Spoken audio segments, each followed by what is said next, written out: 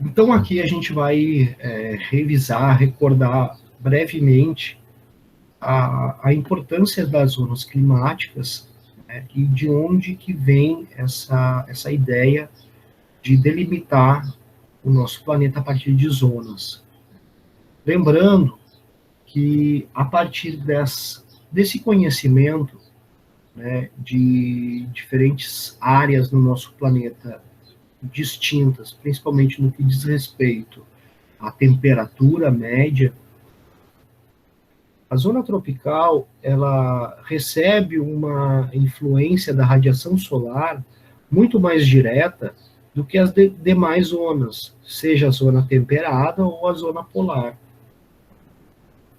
E o relógio, então, ele tem essa possibilidade, o mecanismo do relógio, um relógio portátil, que pudesse ser colocado numa embarcação e não apresentar erro, porque até então o que se tinha era um relógio de pêndulos, mas que na oscilação do oceano, por exemplo, né, das marés, e a própria ondulação do oceano, isso representava um distúrbio, né, e atrasava o acerto desse relógio, ou seja, impedindo esses cálculos.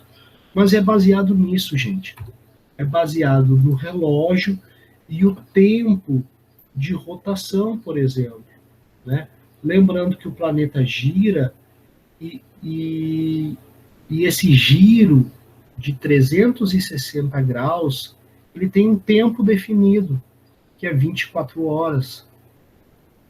Então, é simplesmente isso.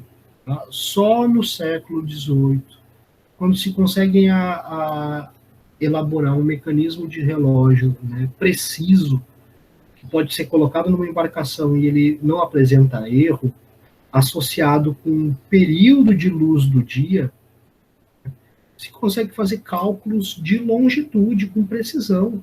Né? Imaginem vocês que eu saio de Recife com o relógio certinho. Quando nasce o sol no horizonte, é 6 horas. Quando o sol chega no seu máximo, antes de voltar a descer na trajetória no céu, né, é meio-dia. E quando ele some, é 18 horas. Então eu saio de Recife com meu relógio acertado. Mas vejam, depois de alguns dias viajando no oceano, né, eu já não sei onde é que eu estou, peguei uma tormenta, uma tempestade, e aí eu pego o mesmo relógio. O mesmo relógio, eu observo que quando o sol está nascendo, o meu relógio está marcando 4 da manhã. Tem alguma coisa errada, meu relógio estragou? Não deveria. Né? Aí quando eu observo meio-dia do sol, o meu relógio é 10 horas. Ou seja, tem 2 horas de erro. Essas 2 horas de erro não é o relógio que errou, é que eu estou adiantado, né? Eu viajei numa posição em que o sol está nascendo mais cedo, comparado ao meu relógio fixo. Então, essa diferença eu consigo calcular. Bom, se eu estou amanhecendo 4 horas da manhã, é porque eu estou 2 horas antes do sol lá em Recife. Né? E aí, aquele cálculo simples. Né?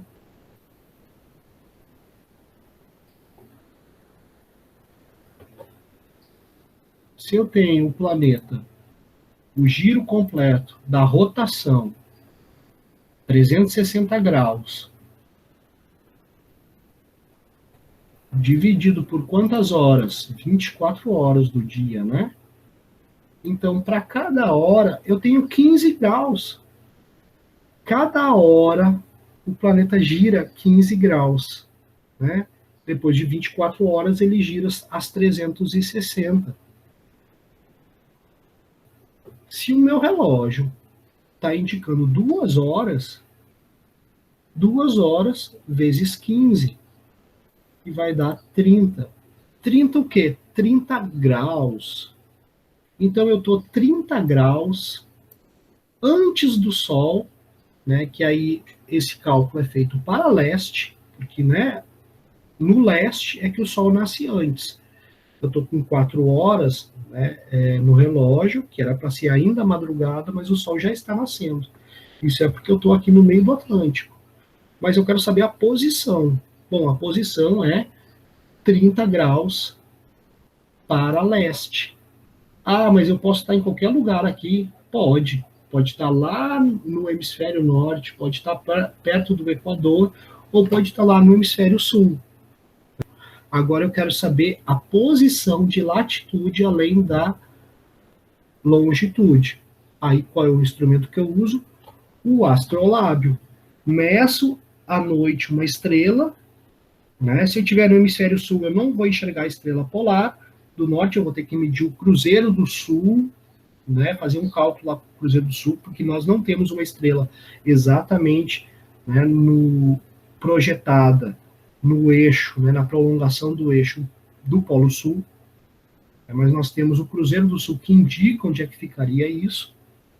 Então, além do relógio, para se calcular a longitude, eu preciso do astrolábio para calcular a latitude. Somando essas duas informações, eu tenho exatamente a localização de um ponto, que é a gente conhece como coordenada geográfica. Aqui, só para resgatar a ideia, tá? Vou ser breve, de a gente observar essa variação, né? Variação da temperatura ao longo do ano, né? Nas diferentes estações. Então, aqui, por exemplo, eu tenho julho, o mês de julho, que é o nosso inverno, né? Então, vejam que no nosso inverno, as massas polares do sul, do hemisfério sul, né, elas ganham força, e aqui nessa região da Antártida, a gente vê que, né, boa parte das massas de gelo, e aqui representados pelas linhas, né, pelas isolinhas de temperatura, que estão caracterizadas aqui como um azul escuro, elas se projetam em todo o continente antártico, né, influenciando inclusive o oceano em torno da Antártida com temperaturas muito baixas. É nesse período que massas de ar polar conseguem ganhar força e adentrar o Brasil, né?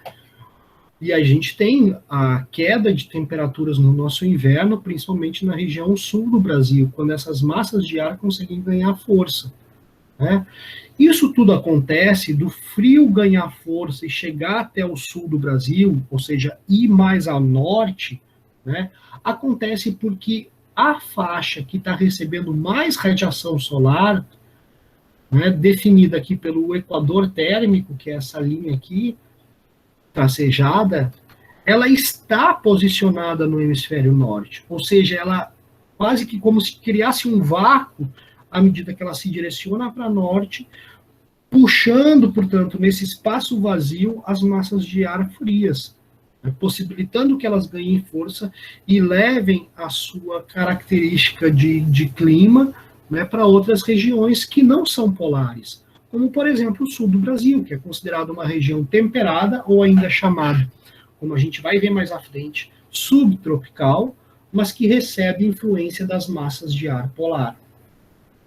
Então, um momento oposto da translação, né, é quando a radiação solar está influenciando mais o hemisfério sul de forma direta, né, ou seja, esse equador térmico se direciona para o sul, no qual inibe a expansão para norte das massas de ar antártica, né? Então, as massas de ar polar não conseguem mais ganhar força para o sul do Brasil, por exemplo, né? Ficam lá quietinhas, até inclusive o oceano Antártico ele aquece, dá uma aquecida, né? O frio rigoroso ele perde espaço e ganha, né, por sua vez, espaço é o frio do Ártico. Vejam como aqui se amplia essas regiões do Ártico com um frio intenso representado nos azuis, né? Empurrando, ou seja, com força para influenciar as regiões temperadas do hemisfério norte, né? Então vejam aqui como se configura toda essa movimentação, né, não só das temperaturas que estão aí explícitas na imagem, né, mas as massas de ar, que são quando essas características das regiões, como temperatura e umidade, elas começam a se deslocar, levando suas características para as outras regiões. Destacar para vocês, então, que, como vocês já falaram aqui, a temperatura, a sazonalidade, a latitude, né, a umidade ou a ausência dela, a aridez, né, são também elementos importantes do clima. Então, a atmosfera, ela não se aquece pela radiação solar direta. Ela vai se aquecer quando a superfície da Terra irradia essa radiação para a atmosfera, né? Aqui nessa imagem, chamar a atenção de vocês que aqui é a linha da temperatura. Vejam que a gente sai de uma temperatura na superfície de 15 graus centígrados, né, e nós diminuímos a temperatura até menos 57 no topo da troposfera.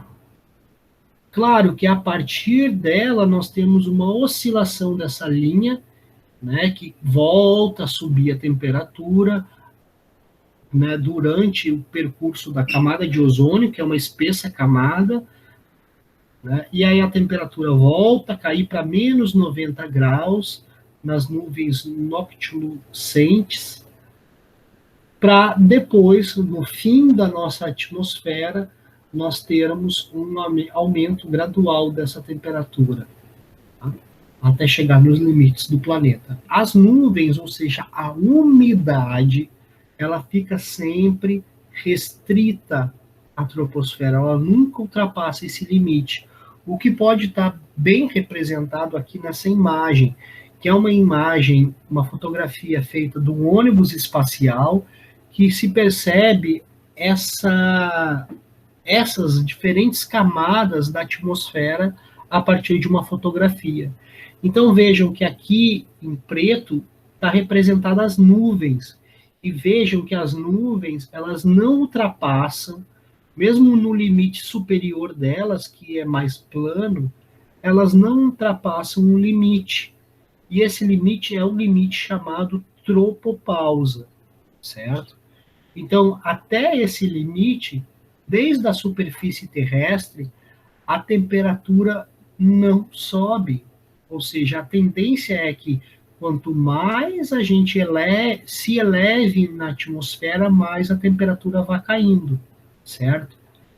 Gente, esse aqui é o motivo pelo qual a altitude também influencia no clima. A gente vinha aqui resgatando os elementos do clima: temperatura, latitude, né? Aí eu citei, quando eu perguntei sobre o tempo atmosférico, né? Vocês falaram nublado, por exemplo, né? Nublado, chuvoso, ensolarado, ou seja, a umidade também interfere no clima. E agora aqui eu estou destacando para vocês a altitude, ou seja, quanto mais alto, menor é a temperatura. Quanto mais baixo, a tendência, independente da latitude, quanto mais baixo em altitude, a tendência é ser mais quente, porque está mais perto dessa reflexão de calor de ondas longas, né, a partir da absorção da radiação solar na superfície terrestre.